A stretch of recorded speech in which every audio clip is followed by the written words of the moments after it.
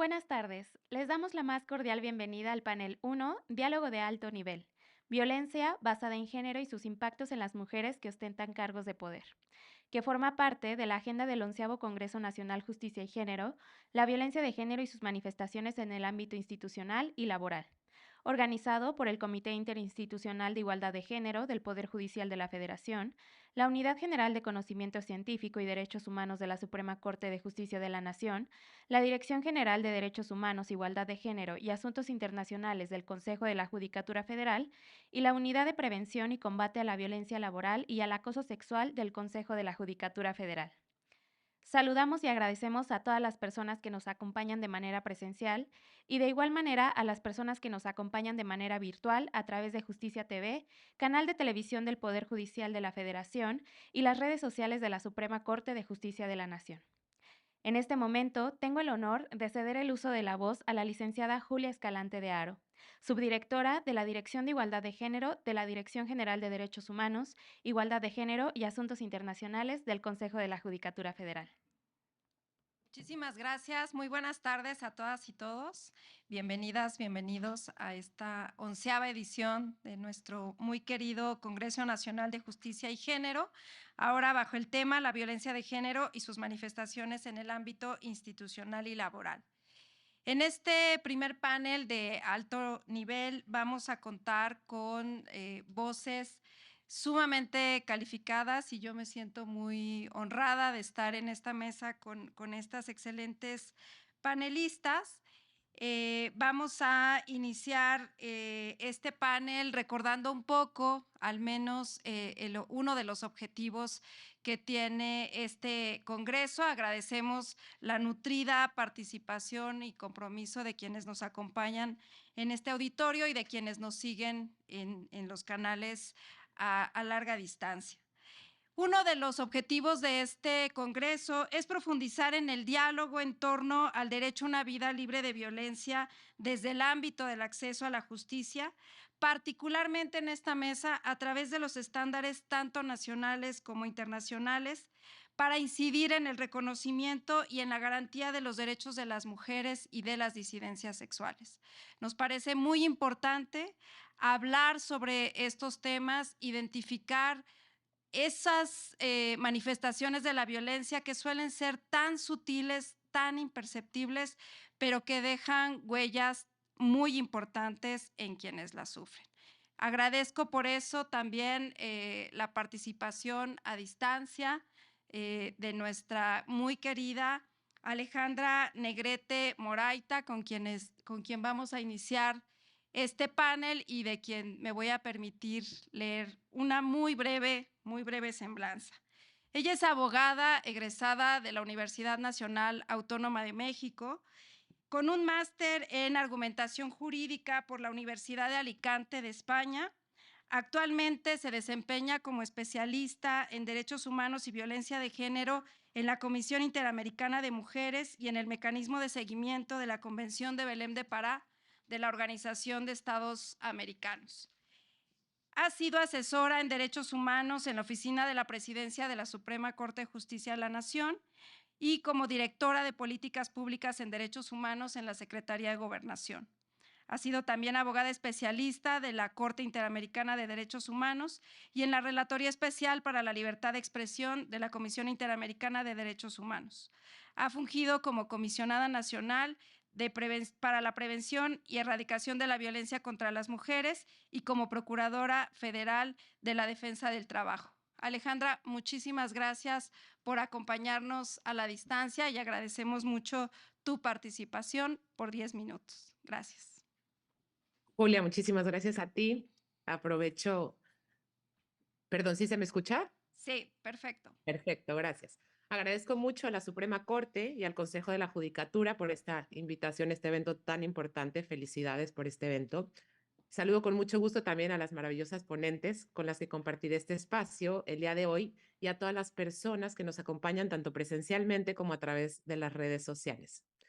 Lo primero que me gustaría subrayar sobre este tema es que la violencia y la discriminación contra las mujeres que se desarrollan en cualquier escenario de la vida pública o en cualquier espacio de poder, como dice el nombre del foro, tiene impactos diferenciados y riesgos específicos por razones de género, es decir, por el solo hecho de ser mujeres. Así, las mujeres que deciden desafiar los estereotipos de géneros impuestos por la visión misógina de nuestras sociedades patriarcales y logran hacerse presentes en la vida pública, en estos espacios de poder, pagan un precio muy alto por salirse del comportamiento que la sociedad espera de ellas y son constantemente violentadas y sufren vejámenes muy graves a sus derechos humanos que van mermando su derecho a participar en estos espacios públicos en igualdad de condiciones, espacios que nos conciernen a todas y todos si queremos realmente hablar de igualdad sustantiva y de desarrollo integral. Esta violencia no se trata de hechos aislados que le pasa a ciertas mujeres en la vida pública en contextos específicos, sino que es una cuestión que nos sucede a todas, pues es el resultado de los estereotipos de género patriarcales que se encuentran arraigados en todas las sociedades de la región y que se materializan en hechos de violencia y discriminación sistémica hacia las mujeres. Esta violencia se expresa de diversas formas que van desde divulgar imágenes, mensajes o revelar información o realizar expresiones que difaman, calumnian o denigran a las mujeres, pero la diferencia es que se hace con base en estereotipos de género con el objetivo o el resultado de menoscabar su imagen pública y de seguir reproduciendo las relaciones de dominación, de desigualdad y de discriminación estructural que vivimos las mujeres, hasta daños concretos a la integridad física, sexual, incluso a la vida de nosotras las mujeres, y todo esto con la finalidad de seguirnos relegando al ámbito privado. También las mujeres estamos constantemente sujetas a comentarios privados y públicos sexistas y misógenos y acoso sexual cuando participamos en los espacios públicos que daña totalmente nuestra integridad psicológica, muchas veces la de nuestras familias, y que además de estas gravísimas consecuencias nos censuran, nos obligan a dejar espacios públicos o a coartar nuestros proyectos de vida con las graves consecuencias que conlleva para un Estado democrático, para un Estado de derecho y para el desarrollo económico y social de nuestro país, que prácticamente el 50% de la población, por el solo hecho de ser mujeres, no podamos participar del debate y en los espacios públicos en condiciones de igualdad, incluso cuando ejercemos cargos en espacios de poder. Las mujeres en la vida pública, y esto no quiero dejar de mencionarlo, también somos discriminadas y cosificadas cuando no cumplimos con los estándares de belleza que impone el patriarcado. Esta discriminación y esta violencia impacta en el tipo de tareas, en las temáticas dentro de las cuales podemos ejercer espacios de poder en la profesión específica que cada una tengamos. En muchas ocasiones solo se puede acceder a estos espacios en temas no tan relevantes para la vida democrática o para la vida pública en nuestro país, como es espectáculos, gastronomía o aquellos que se les considera temática femenina, como estilo de vida, sociedad, entretenimiento, salud. Incluso en los poderes judiciales, muchas veces se asigna a las mujeres, en su mayoría casos relacionados con familia, otras cuestiones de derecho civil y otros temas feminizados, extendiendo el estereotipo de que las mujeres están asignadas a tareas familiares y reproductivas, solo pueden pronunciarse sobre estos temas y deben relegarse a los ámbitos privados o semiprivados. Cuando las mujeres tratamos temas de economía, de corrupción, de seguridad, empezamos a vivir esta violencia de manera mucho más fuerte. Aunado a ello, también quiero subrayar un tema muy importante, que es la ciberviolencia contra las mujeres en la vida pública, porque esta ha alcanzado grados pandémicos. De acuerdo con los últimos estudios en la materia, alrededor del 73% de las mujeres que tratan temas de interés público o que ocupan cargos tradicionalmente asignados a hombres o que son voces públicas relevantes eh, para el interés público han sufrido acoso en línea relacionado con esa voz, con ese trabajo, con ese espacio de poder. Y esta situación se expresa en cuestiones muy graves como lenguaje de odio, sexualización, cosificación, trolling, menosprecio por su capacidad intelectual, publicación de sus datos personales o cosas de su vida privada, el desprestigio y las amenazas de violencia sexual o física contra ellas o contra su familia. La violencia digital también se exacerba por parte de las y los usuarios de Internet cuando las mujeres públicas usan esos espacios de poder para hablar sobre temas vinculados a los derechos de las mujeres o a la comunidad LGTBI, o cuando se expresan para denunciar discriminación o violencia por motivos de género, y mucho más ni se diga cuando hablamos de nuestros derechos sexuales y reproductivos. Esto, como lo decía, ha venido generando una especie de censura, de autocensura a ciertos temas relevantes para nosotras las mujeres, para las adolescentes, para las niñas, como lo son estas dimensiones importantes de nuestros derechos sexuales y reproductivos que les decía, la visualización de contextos de violencia de género o las acciones de los movimientos feministas que pueden hacerse incluso desde las instituciones públicas, entre otros temas que nos van permitiendo a las mujeres tener más información, conocer nuestros derechos y poder tener estos role models mujeres para poder avanzar en nuestros proyectos de vida. Sin embargo, no podemos ver la violencia en línea como algo nuevo o ajeno, sino que debemos partir de que está enraizada en las desigualdades de género históricas y estructurales del mundo offline y se han ido extendiendo a este mundo online. Así el fenómeno de la violencia de género, sobre todo la de espacios públicos, la de espacios de poder, que es la que nos convoca el día de hoy, se ha ido reconfigurando y transformando por la aparición misma del Internet, el cual ha creado nuevos espacios para actitudes agresivas y violentas contra las mujeres en la vida pública, que se van potencializando por la cantidad de personas usuarias que replican la violencia y por aquellas que se sienten protegidas por el estatus de anónimo, por perfiles falsos o simplemente porque hay una pantalla de por medio entre el comentario que puede hacer. Esta violencia no es casual. Se trata de una violencia premeditada para generar esta autocensura, evitar que las mujeres se sientan incómodas en el mundo de lo público, que no puedan discutir libre y públicamente los temas relevantes para nosotros. También tiene la intención de causar temor para que las mujeres desistan de los temas que son de su interés, de sus aspiraciones, de su ideología, para generar una distorsionada versión de la realidad sobre el desempeño de nosotras las mujeres en los espacios de poder y además para generar efectos en nuestra salud mental, en nuestra pérdida de seguridad, de confianza, en sentirnos física o sexualmente inseguras, lo que va provocando que vayamos teniendo un ausentismo de las redes sociales, de los espacios públicos, de ciertas actividades públicas o sociales, y al final neutralicemos nuestra esencia o abandonemos de plano todos estos espacios públicos o la posibilidad siquiera de ser una voz pública. Esta violencia y los estereotipos de género que la permean hace además que el trabajo de las mujeres sea menos visible y valorado.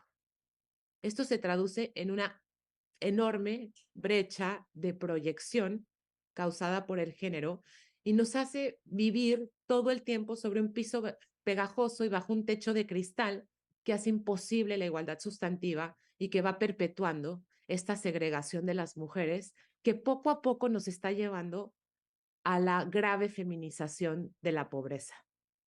No es posible que por el solo hecho de ser mujer, por el solo hecho de ser, por ejemplo, una madre soltera, nuestras hijas e hijos tengan menos oportunidades por este fenómeno de feminización de la pobreza y no puedan acceder a las mismas oportunidades, a pesar de que a nivel global las mujeres aportamos mayor poder económico a los estados, pero esto no recibimos nosotras ese dinero porque se trata de trabajo no remunerado.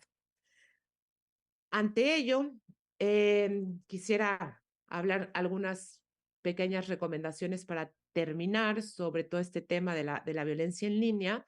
Y el primero, bueno, es trabajar para que se vean generando medidas que coadyuven a que las tecnologías de la información tengan un enfoque de género en su creación, en su aplicación y en la forma en la que nos relacionamos con ella todas y todos. No es una tarea de una mujer tener que saber cómo protegerse en línea de todas estas cuestiones o buscar espacios semiprivados o privados para poder ejercer estas redes, este networking y todo lo que implica estar en un espacio de poder, sino que tenemos que hacer este trabajo conjunto. Que muy importante la solicitud de datos personales y su procesamiento para acceder a aplicaciones, teléfonos inteligentes o cualquier espacio en Internet no se procese de manera neutral respecto al género. Que se generen las medidas que eviten que los datos personales de las usuarias sean explotados y utilizados para extorsionarlas, hostigar a las mujeres y relegarlas a la vida privada. Y finalmente, que se elimine de la red el discurso de odio contra las mujeres que propaga la violencia por razones de género, pone en un riesgo extremo a las mujeres públicas y perpetúa esta discriminación y esta violencia en el imaginario colectivo. Muchas gracias.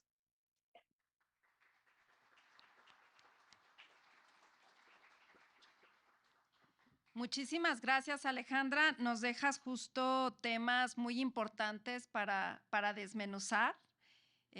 Justo hasta hace muy poco usábamos mucho el ejemplo de buscar en el diccionario de la Real Academia Española hombre público y al mismo tiempo buscar mujer pública, ¿no? Y la diferencia de la definición es bastante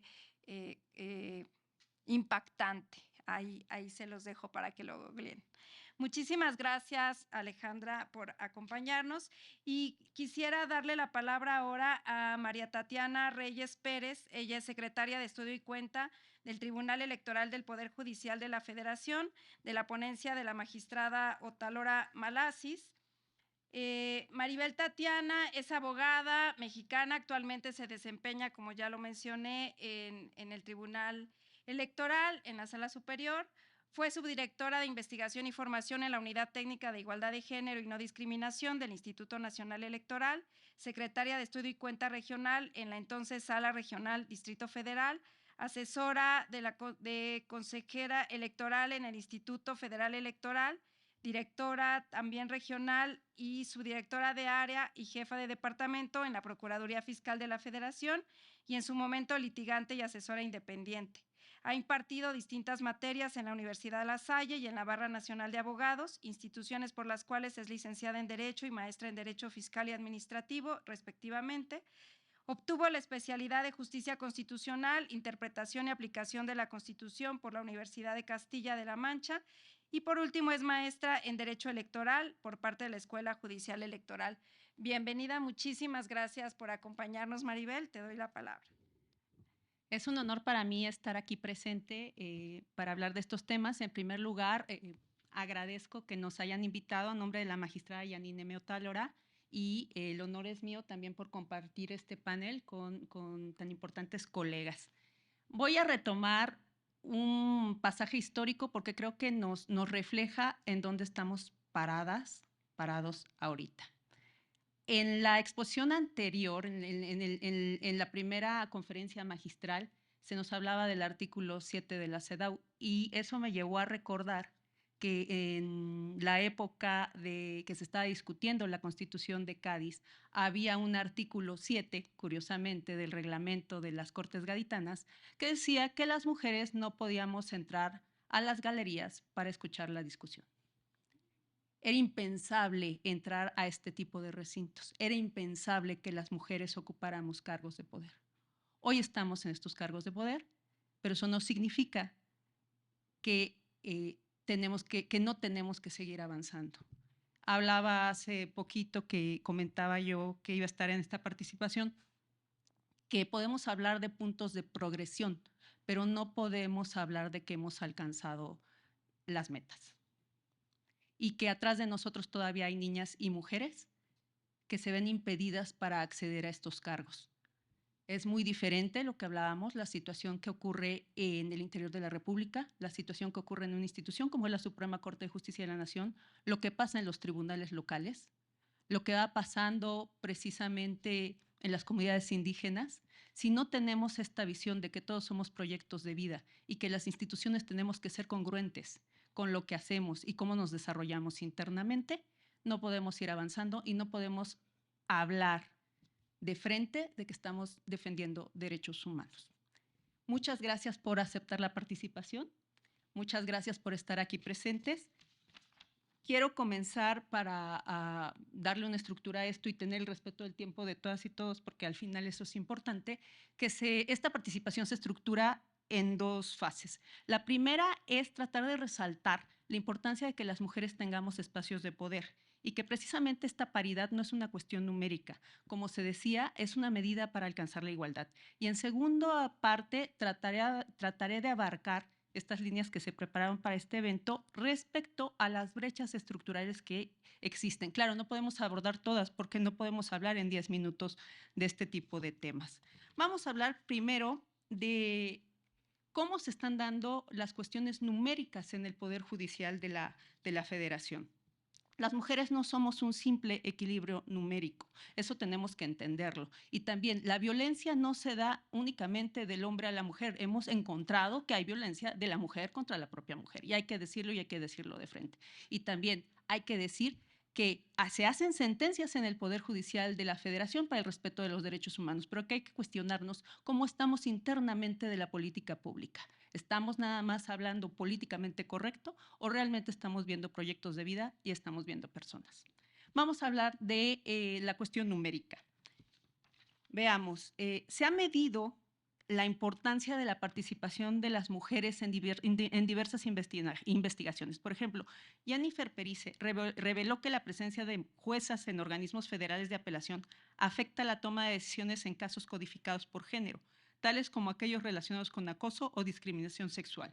Lo abordaron mis anteriores compañeras respecto a que las mujeres damos impacto, propiciamos que las instituciones sean legítimas. Hay un impacto significativo en la calidad de las decisiones tomadas cuando las mujeres participamos.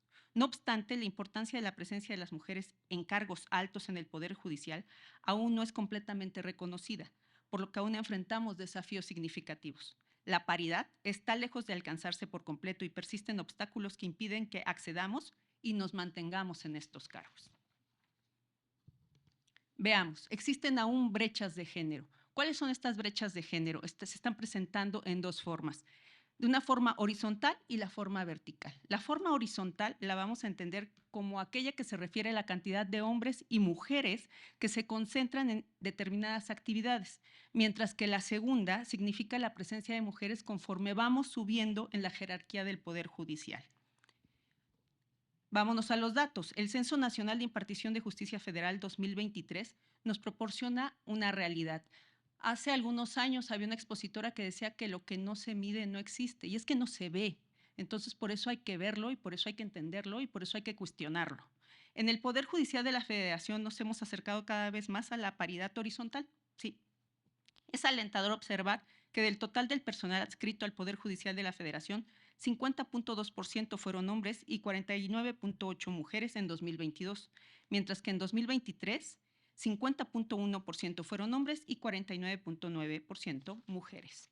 La Suprema Corte de Justicia representa un 63% en donde los ministros son hombres. Claro, estamos recalibrando, se está reconfigurando porque sabemos que hay una terna ahorita integrada por mujeres. Al ratito voy a hablar también de lo que pasa en el Tribunal Electoral del Poder Judicial de la Federación.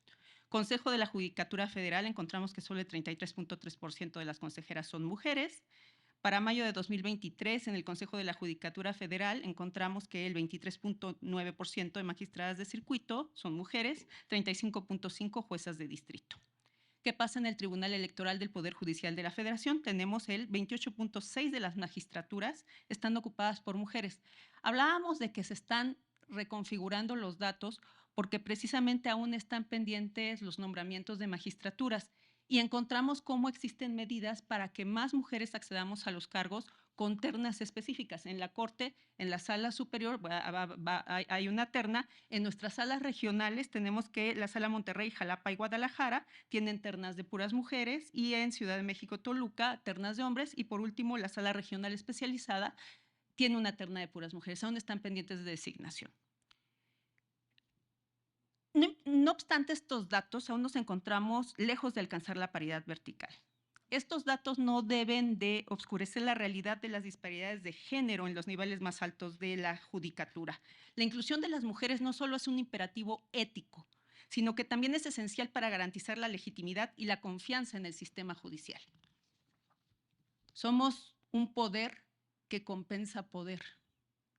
Tenemos también que entender que internamente hay que vernos de frente y poder atacar estos estereotipos y prejuicios. Ahorita voy a hablar un poquito de lo de la crítica hacia las mujeres. ¿Se puede dar? Sí se puede dar.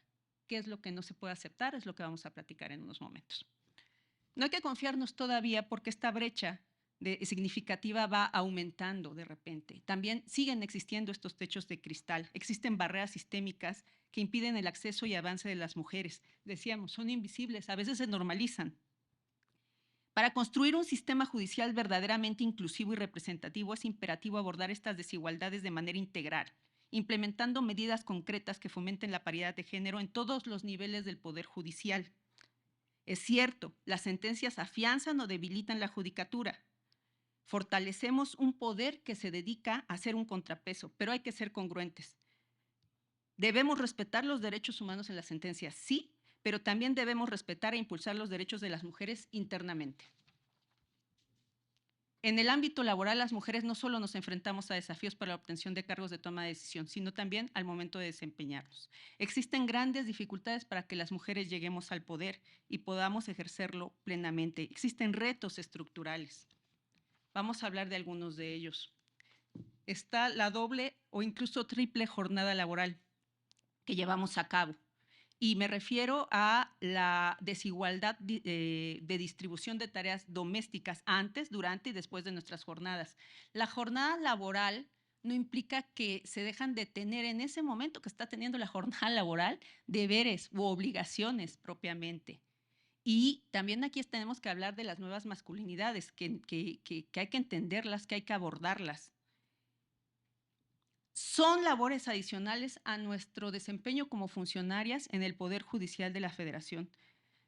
Dichas jornadas, no bien entendidas, tienen efectos perjudiciales en los incentivos para postularnos a puestos más altos como para ejercerlos de manera efectiva. Este fenómeno, aunque ha experimentado cambios en las últimas décadas, aún persiste y afecta el ámbito profesional.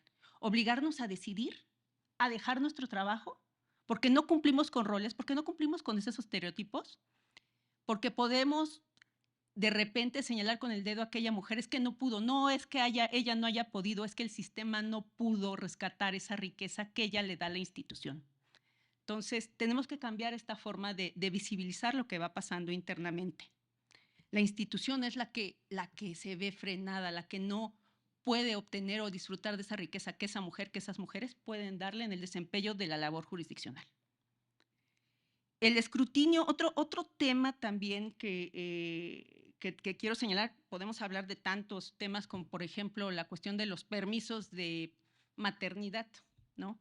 O sea, hay muchísimos temas que podríamos dejar en el tintero, pero otra cuestión y que fue motivo de una pregunta anteriormente es el escrutinio adicional al que las mujeres nos someten, y esto es otro fenómeno preocupante. ¿Por qué? Porque enfrentamos evaluaciones de manera más rigurosa y crítica de quiénes. Puede ser de homólogos masculinos, también de personas con las que compartimos el cargo, que pueden ser mujeres, medios de comunicación, hablábamos de redes sociales. Y a ver, no toda la crítica es mala. Se nos puede criticar, sí, somos funcionarias públicas, pero ¿qué se critica? El desempeño del cargo. Ya cuando la crítica viene cargada de estereotipos y prejuicios, entonces ya se convierte en una herramienta. ¿Para qué? Para que la sociedad dé pasos para atrás. Para aquello que estamos trabajando a través de sentencias, a través de lo que podemos nosotros cambiar proyecciones de vida allá afuera, pero no estamos atendiendo la proyección de vida aquí adentro. Entonces, las críticas a las mujeres sí se pueden dar, pero si se dan en el desempeño del cargo. Igual como puede darse una crítica a los hombres en el desempeño del cargo. Es decir, en lo que están ellos trabajando, el ejercicio, las propias funciones. La exigencia del comportamiento según un rol tradicional, eso también es un obstáculo para las mujeres. Hoy las mujeres ya no nos escondemos, hoy las mujeres estamos aquí y hoy las mujeres podemos hablar de ese tema. Voy a finalizar retomando una célebre frase de la jueza Ruth Bader Ginsburg, quien fuera jueza de la Suprema Corte de los Estados Unidos de América. Ahora la percepción es, sí, las mujeres están aquí para quedarse. Y cuando a veces me preguntan, ¿cuándo habrá suficientes mujeres en la Corte Suprema? Y respondo que cuando haya 9, la gente se sorprende. Pero ha habido 9 hombres y nunca nadie ha cuestionado eso. Agradezco que se nos haya invitado a nombre de la magistrada Yanina Otálora y por supuesto para mí es un honor haber compartido estas breves palabras. Muchísimas gracias.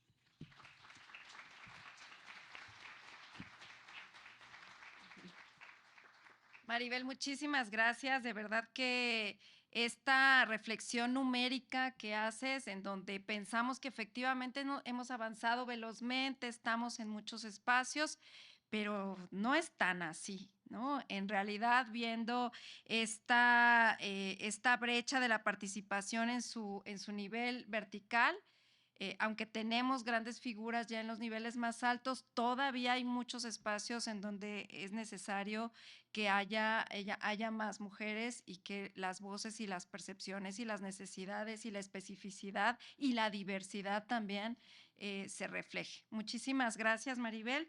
Ahora quiero cederle la palabra a la magistrada María Emilia Molina de la Puente, quien es doctora en Derecho Judicial por el Instituto de Ciencias Jurídicas de Nayarit, maestra en Derechos Humanos y Democracia por la Facultad Latinoamericana de Ciencias Sociales, maestra en Derecho por la Universidad de Guadalajara y licenciada en Derecho por la Universidad Panamericana. Dentro del Poder Judicial ha ocupado los cargos de oficial judicial, actuaria judicial, secretaria de juzgado y secretaria de tribunal. Actualmente es magistrada de circuito y presidenta de la Asociación Mexicana de Juzgadoras. Bienvenida. Muchas gracias. Buenas tardes a todos y a todas. Agradezco primero por la invitación a quienes organizan este evento, que me parece sumamente relevante. Agradezco a mis compañeras y es un honor para mí poder compartir este espacio con todas y con todos ustedes. Ahora que decían, y un poquito antes de comenzar las reflexiones que tenía preparadas, que decían que si hemos avanzado o no, quiero dejar como dos puntos ejemplificativos de cómo sí hemos avanzado y luego ya nos centramos en cómo nos falta muchísimo. Hace un rato estaba en una comida con la ministra en retiro, Margarita Luna, y nos comentaba que cuando ella tuvo a sus 2 hijas, ya era juzgadora, una era jueza y la segunda era magistrada. Y en aquel momento no existían las licencias de maternidad para titulares. Entonces, con su segunda hija, tuvo a la niña el sábado y el miércoles fue a sesionar. Entonces, ahora ya tenemos. Habrá que ver qué tanto es suficiente, pero por lo menos ya lo tenemos. Y por otro lado, hasta hace muy poco, el diccionario de la Real Academia de la Lengua, si nosotros buscábamos jueza, lo único que decía, no sí estaba, pero decía esposa del juez. Sigue estando esa definición, hay más definiciones, pero sigue estando esa. Y yo todavía no encuentro una palabra en el diccionario que hable o que defina al esposo de la jueza. Entonces, ahí queda. Quisiera yo que reflexionáramos un poquito respecto a los efectos del empoderamiento de las mujeres. ¿Qué es el empoderamiento y cuál es el efecto positivo o negativo? Y cuál es el efecto respecto de la violencia para las mujeres que llegamos a cargos de poder. El empoderamiento es un proceso indispensable para el desarrollo social y la construcción de un Estado verdaderamente democrático no puede pensarse sin el empoderamiento de las mujeres. Hablar de empoderamiento de las mujeres implica mayor control de recursos materiales, mayor control de recursos intelectuales, acceso y control a la toma de decisiones, desafiar la ideología patriarcal y, sobre todo, tener control de nuestras propias vidas. Es pues indispensable que hablemos de empoderamiento y de que logremos el empoderamiento para eliminar la discriminación por razón de género y la violencia hacia las mujeres. Y esto es importante para hombres y para mujeres, porque la violencia a nadie beneficia. La discriminación a nadie beneficia. Incluso a quienes están en el privilegio, sigue sin ser benéfico vivir en una sociedad violenta o que discrimina. Sin embargo, el empoderamiento no es un proceso idéntico para todas. Sus resultados tampoco lo son. No hay una forma exacta, no hay una fórmula concreta y mucho menos genérica para lograr el empoderamiento de las mujeres. Depende de múltiples factores, como la educación, los espacios laborales, los sistemas culturales, etc. Lo que sí parece tener un efecto común es la violencia relacionada con cierto tipo de empoderamiento. Y digo parece porque hay pocos estudios reales del fenómeno, como casi todos los fenómenos que tienen que ver con la violencia hacia las mujeres. Pero también hay demasiadas coincidencias en las experiencias individuales. En principio podemos decir que existe un efecto bidireccional entre la disponibilidad de recursos, materiales o intelectuales, la propiedad y el empoderamiento de las mujeres. Es decir, a mayor disponibilidad de recursos, mayor empoderamiento, y a mayor empoderamiento, mayor disponibilidad de recursos. Algunos autores incluso refieren y demuestran cómo, en términos generales, a mayor disponibilidad de bienes económicos, mayor capacidad de negociación dentro de las propias familias y más posibilidades de expresar las necesidades propias e intereses, así como el aumento en la toma de decisiones. ¿A qué me refiero? Cuando una mujer tiene disponibilidad de recursos económicos dentro de casa, puede decidir cosas tipo qué vamos a comprar para comer, a qué escuela pueden ir los niños, cómo vamos a decorar un espacio. Ese tipo de decisiones que parecen mínimas suelen no tenerse si no hay un empoderamiento económico. Por ello, a pesar de que el trabajo remunerado o fuera de casa implica una doble jornada, ya lo decían hace un momentito, para las mujeres, cada vez más decidimos voluntariamente hacerlo en búsqueda de una independencia no solo económica, sino de una independencia personal. Lo cual no quiere decir que esté bien que no haya redistribución de cargas de cuidado y tampoco quiere decir que esté bien que tengamos solamente nosotras la doble jornada. Pero aún sabiendo que existe esto, voluntariamente decidimos tener también un trabajo remunerado para lograr esta independencia. Hasta aquí pareciera que no tenemos demasiado sentido con el panel, ¿no? Porque si a mayor empoderamiento, mayor disponibilidad de recursos, y a mayor disponibilidad de recursos, mayor empoderamiento, pues todo parece que está muy bien. Excepto es que no siempre los efectos de esta mayor disponibilidad de recursos, materiales o no, y empoderamiento son favorables para las mujeres. En México es contradictorio, no solo en espacios públicos, a eso me referiré en un momentito, sino también en espacios privados. A mayor empoderamiento, sobre todo económico, baja la violencia económica, pero suben los otros tipos de violencia. En casa, cuando tenemos mujeres empoderadas económicamente, es decir, que tienen ingresos económicos o disponibilidad de ingresos, suele bajar la violencia económica y suele subir la violencia sexual. En la encuesta nacional sobre la dinámica de las relaciones en los hogares, hay varios datos que podemos verificar y que nos pueden ayudar a entender esto. Son datos estadísticos que yo les invito, no los voy aquí a abrumar con estadísticas, pero les invito a que los revisemos con esta visión crítica y que veamos cómo es que impacta la disponibilidad y el empoderamiento con otras formas de relacionarnos en la familia, con la pareja o en el espacio social. ¿Cómo es que el poder decidir qué se compra en el súper puede llevar a una violación por la pareja? El empoderamiento de la mujer en un contexto patriarcal introduce inconsistencias entre las nuevas relaciones con la pareja, principalmente hombre y mujer, y en las relaciones sociales. Los estereotipos con los que estamos acostumbrados a convivir, que están normalizados, no nos permiten fácilmente la introducción de nuevas variables. Si a la mujer le toca hacer de comer, ¿cómo vamos a aceptar que por estar trabajando no cumpla con su obligación? Y entonces, de alguna forma, tiene que cumplirse con esa obligación. Incluso destinando dinero del propio sueldo para comprar la comida del día para la familia. Y a mí me encanta con esos ejemplos porque de verdad es que si ustedes vieran desde acá, yo quisiera que pusieran una cámara de este lado, porque cuando se hacen estos ejemplos, todas las mujeres hacen esto. Todas. Los hombres se quedan así como, ¿por qué está diciendo eso? Pero todas las mujeres, de verdad es increíble, ¿eh? Todas hacemos esto. Porque a todas nos resuena. Porque todas lo vivimos. Lo que lleva romper esas estructuras nos lleva a violencias en diferentes formas como un medio para recuperar o para retener el control. ¿Qué es lo que el sistema patriarcal ha tenido para los hombres? El control. Controlan qué hacemos, cómo nos vestimos, cuántos hijos tenemos, históricamente. Cuando decimos aquí no y puedo decidirlo, entonces tiene que ejercerse la violencia para recuperar ese control. ¿Qué pasa en la judicatura?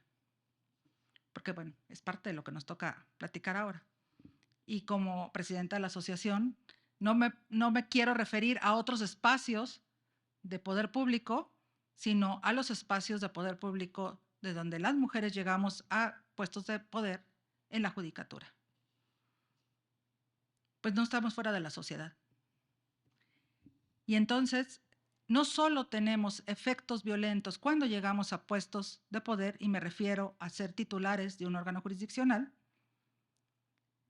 no solo tenemos efectos hacia afuera, es decir, hacia la sociedad, sino también tenemos efectos hacia adentro del órgano jurisdiccional, violentos, y también hacia adentro de nuestras familias o a nuestras relaciones de pareja.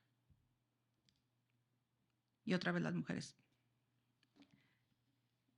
Les cuento algunos ejemplos que son reales. El primero me pasó a mí. Llegué de jueza a Jalisco, jueza de distrito. Creo que tenía 24 horas de haber llegado. Estaba sentada en mi escritorio, adentro del privado, la puerta abierta. Llegan dos abogados, se asoma uno, me ve. Yo estaba a punto de levantarme para saludar.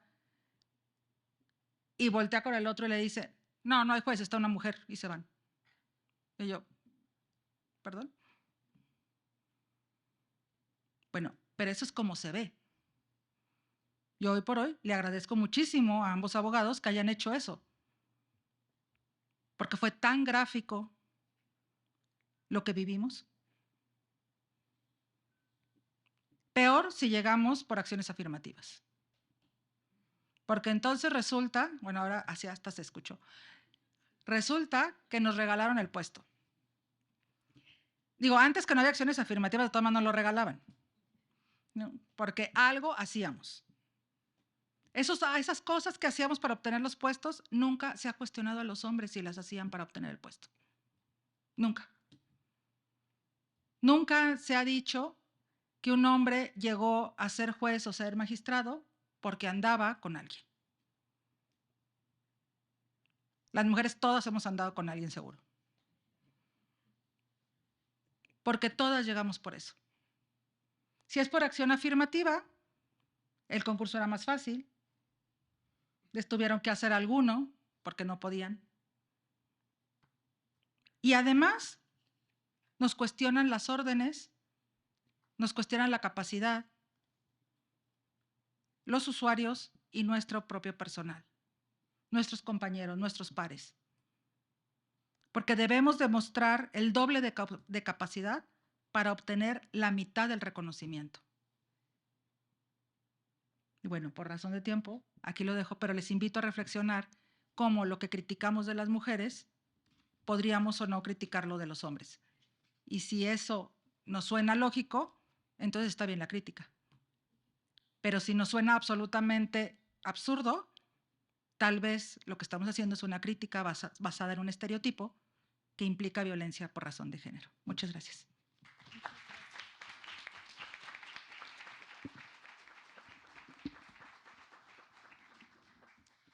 Muchísimas gracias, magistrada. Lamento muchísimo el tiempo, pero a lo largo del Congreso seguro que vamos a tener muchos más momentos para reflexionar sobre esto que nos comenta. Quiero darle la palabra a Sol Sánchez Rabanal. Ella es oficial nacional de género del Programa de las Naciones Unidas para el Desarrollo en México. Muchas gracias por acompañarnos, Sol. Ella es maestra en Derechos Humanos y Democracia por la Facultad Latinoamericana de Ciencias Sociales, licenciada en Relaciones Internacionales por el Instituto Tecnológico Autónomo de México y cuenta con estudios en integración europea.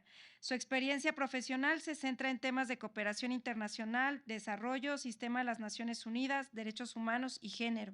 Anteriormente se desempeñó como asociada del Programa de Gobernanza Efectiva y Democracia del PNUD y directora de Cooperación Multilateral y Organismos Internacionales en la Agencia Mexicana de Cooperación Internacional para el Desarrollo, en donde desempeñó otros cargos relacionados con la cooperación con el sistema de las Naciones Unidas.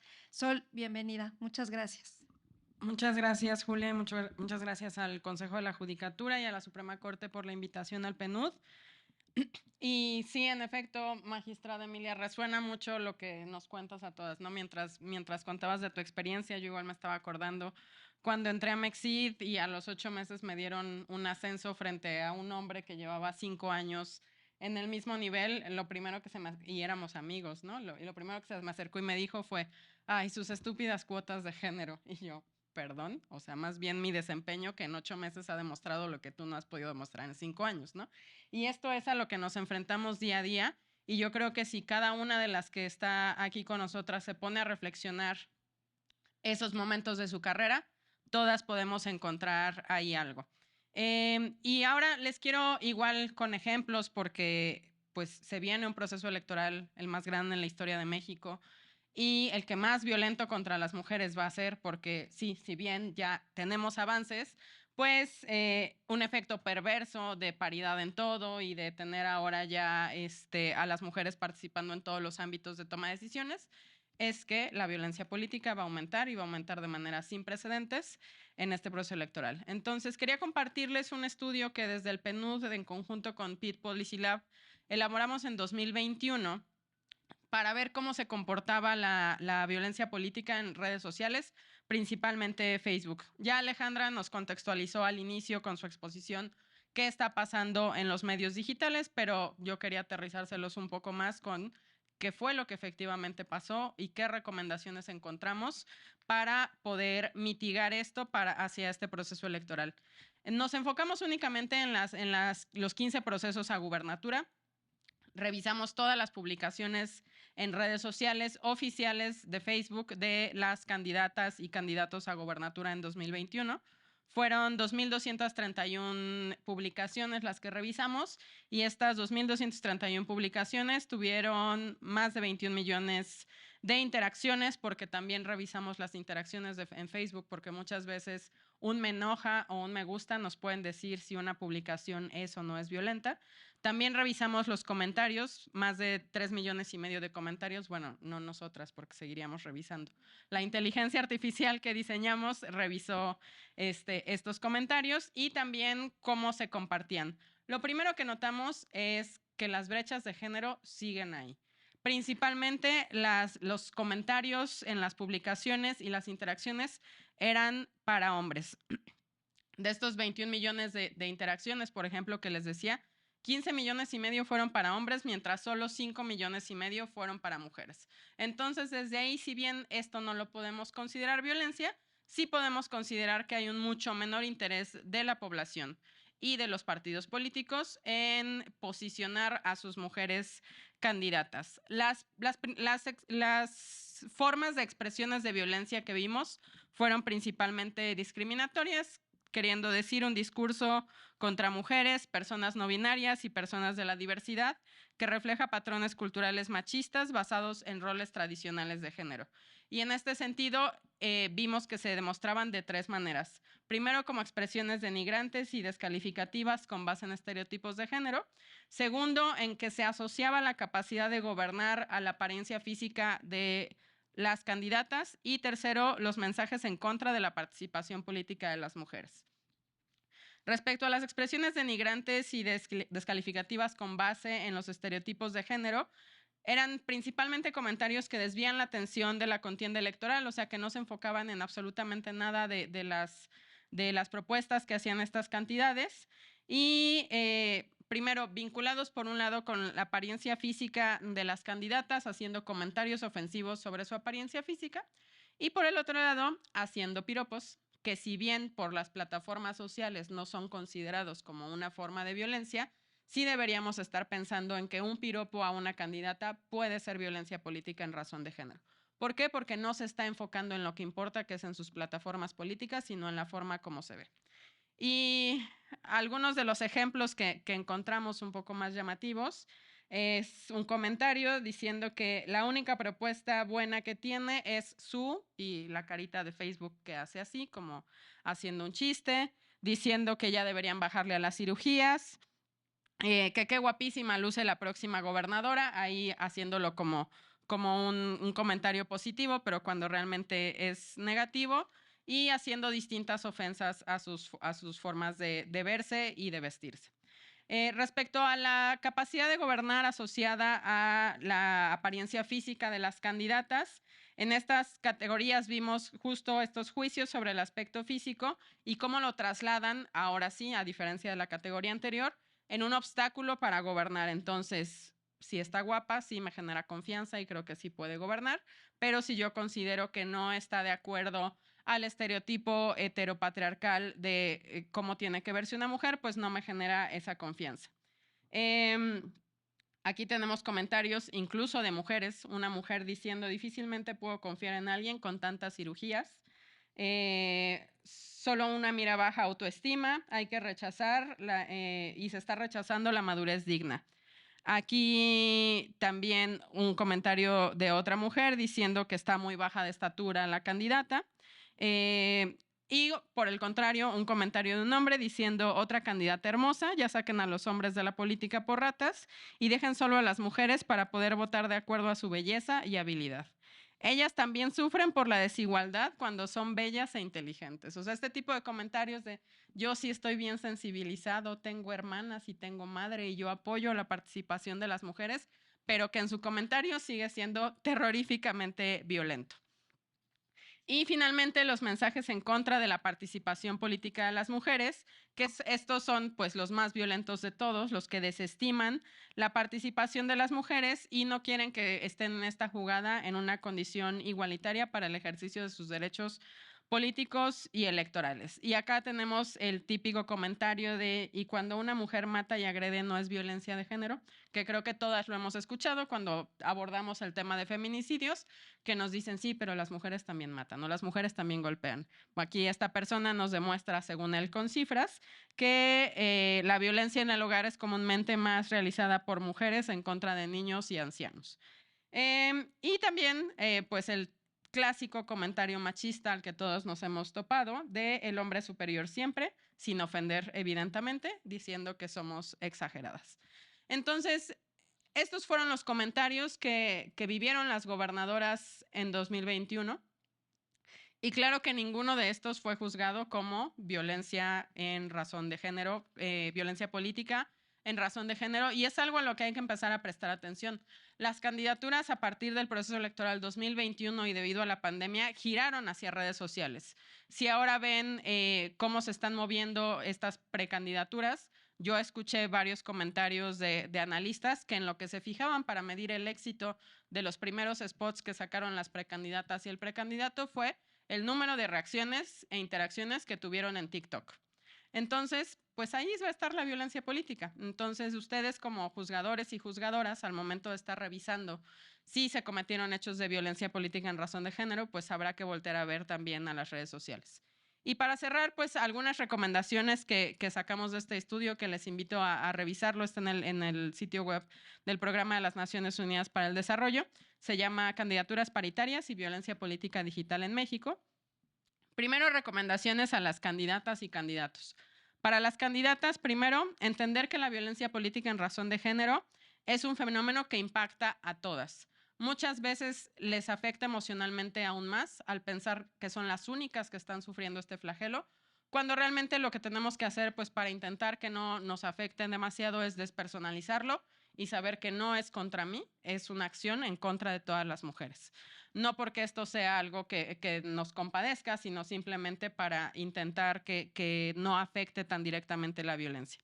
También debe haber un acercamiento con las autoridades electorales para conocer el fenómeno y los mecanismos de denuncia. Y en este sentido, desde el PNUD, en conjunto con el Instituto Nacional Electoral, desarrollamos una plataforma de capacitación que estará disponible a finales de este año. Ya les estará llegando la información, justo con herramientas para las mujeres que son ahora precandidatas, que van a ser candidatas, y para cualquier mujer que esté ejerciendo un cargo, sea o no de elección popular, porque todas las que estamos en cargos públicos podemos ser víctimas de violencia política en razón de género, para que conozcan cómo se mueve la violencia, cuáles son los tipos de violencia y qué mecanismos tienen.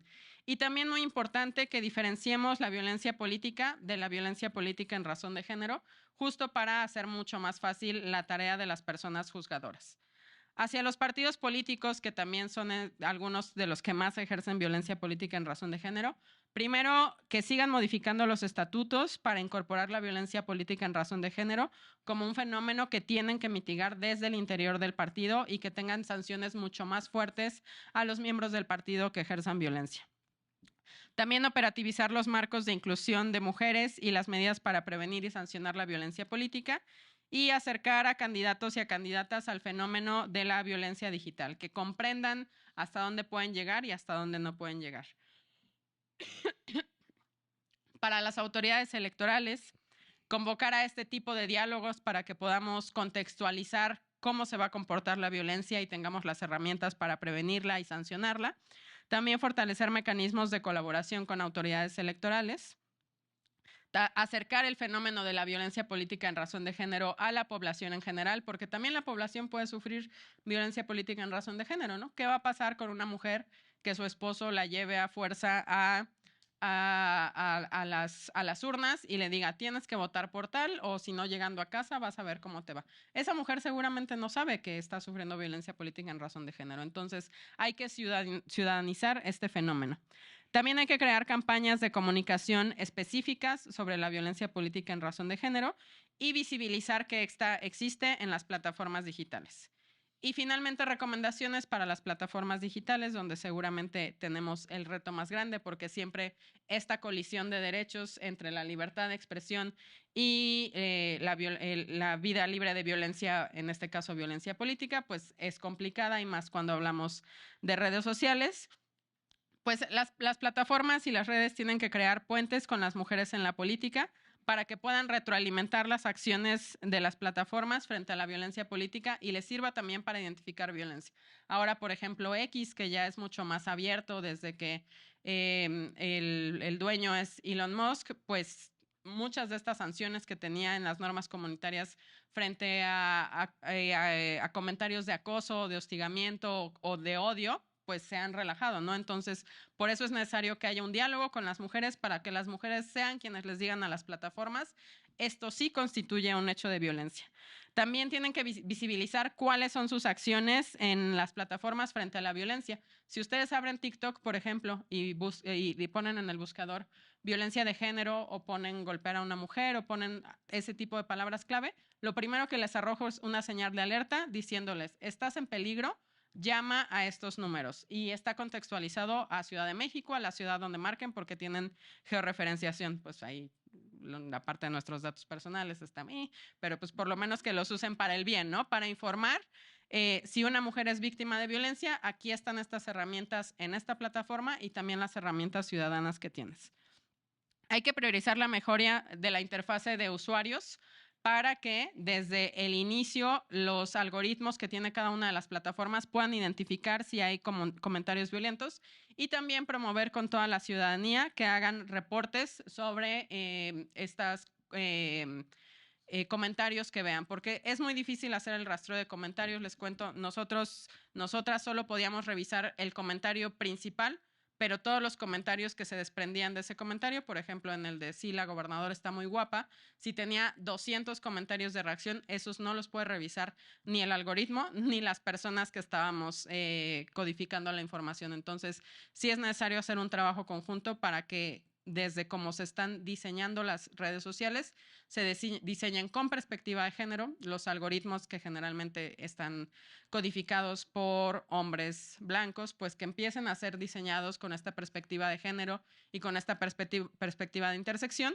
para que la inteligencia artificial se use para un bien en este proceso electoral, que sea para identificar de manera más rápida cuando se está cometiendo un acto de violencia política en razón de género. Hasta aquí me quedaría y muchísimas gracias. Gracias, Sol.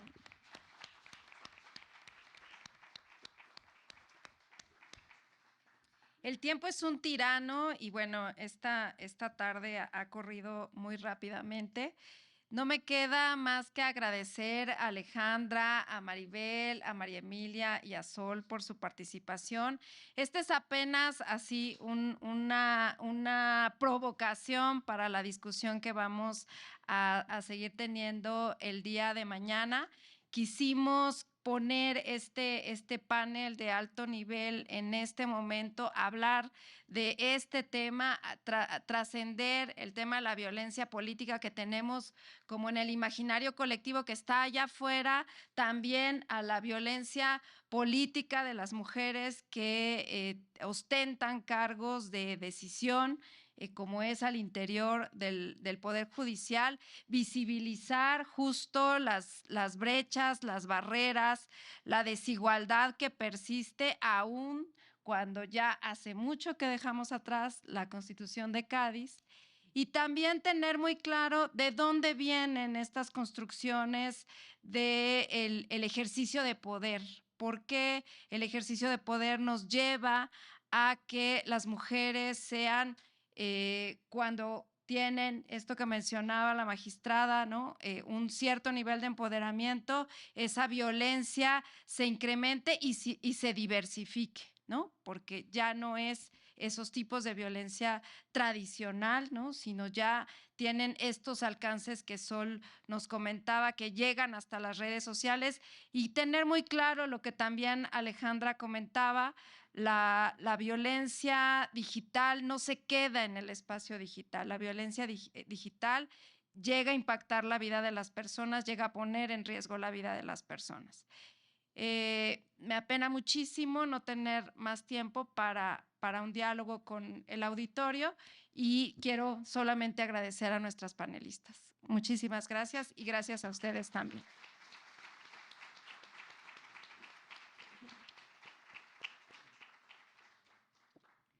Muchas gracias a todas nuestras distinguidas panelistas y a la licenciada Julia Escalante de Haro por esta interesante charla. Gracias a todas las personas presentes por su atención y participación, y por supuesto a las personas intérpretes que nos acompañan.